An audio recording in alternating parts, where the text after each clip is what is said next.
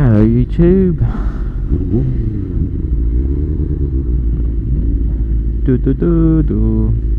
So I've been away for a little bit, and that's because I came off this thing. I was going around Shoreham by Sea and I hit some loose gravel,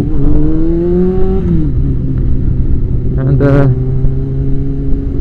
what ended up happening is I broke my collarbone.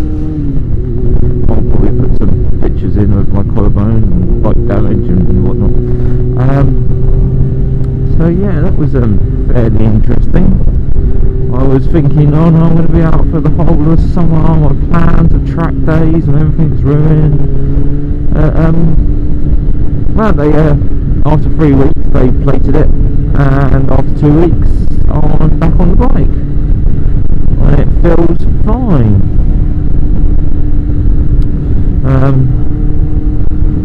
Bit weird, but you know, still riding.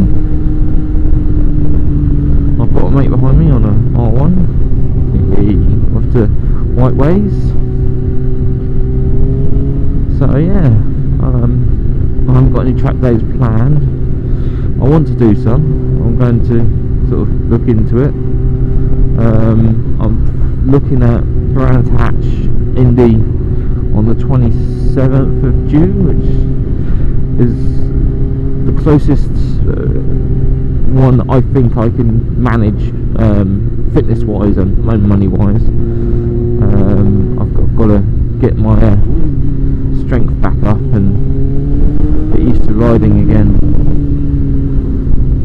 and that's all just down to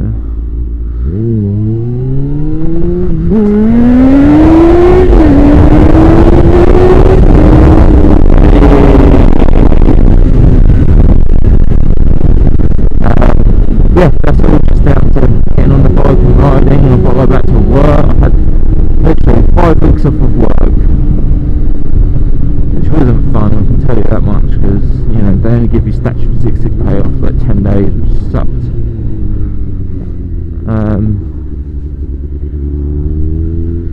Which is not enough to live on at all. I don't know how they think they do it. Yeah, it was so back to work, though I am looking at other job possibilities closer to home, hopefully. I don't know where this person thinks he's going. Around as a cyclist, probably. Yeah, it's a cyclist. So yeah, the sun's out, so everyone's going, I'm going to go to the beach, I'm going to go to the beach. It's like, yeah, the sea's going to be fucking cold.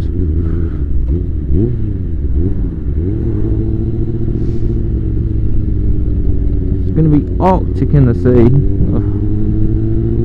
Just stay home, be in the garden, or go around a mate's who's got a garden, have a few beers, or you know, don't go to the fucking beach. It's not the right time of year.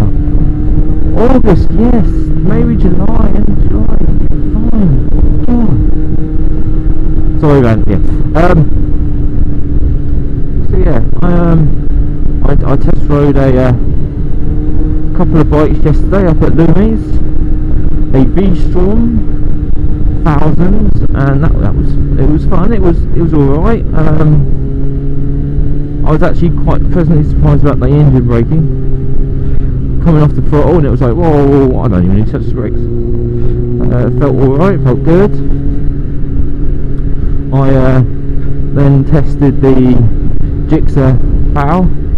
I know it was a nice ride. It wasn't overly impressive. It was, yeah, it's bike. It could be fun to ride if you're hoofing it around the track.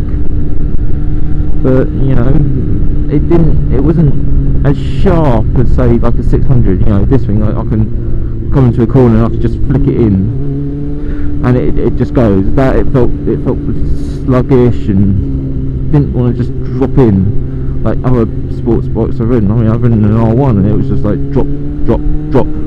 You know, you turn slightly and it wants to drop into the corner. It just felt sluggish. The brakes, I think this one had a rear brake problem, because I was putting my foot on the rear brake and it was doing nothing. It was really spongy. The front brakes were average, to say the least. Yeah, it wasn't breathtaking. The power delivery was okay. It didn't feel like it wanted to wheelie, and this was in A mode, the powerful mode. You did half full, 3/4 throttle, and it was just, yeah, okay. I'm accelerating. I was even in the power, and you know, unless you hit a bump, the front wheel just stayed planted, which was, I called that quite impressive. But I'm thinking, you know, is it down on power, or but then you look at like the World Superbike level and the British Superbike, and the Gixxers are nowhere to be seen. The Suzukis are right down in the field. You go, oh, okay, that could be the reason. They're lacking in power and cornability. So there's a new Gixxer, the L7, coming out at some point, and that should be quite nice to play with. But yeah, that's it. I'm going to be test riding the XB today. That should be the new SV650. I will see how that goes. I'll let you guys know. It should be interesting. Yeah, signing off for now.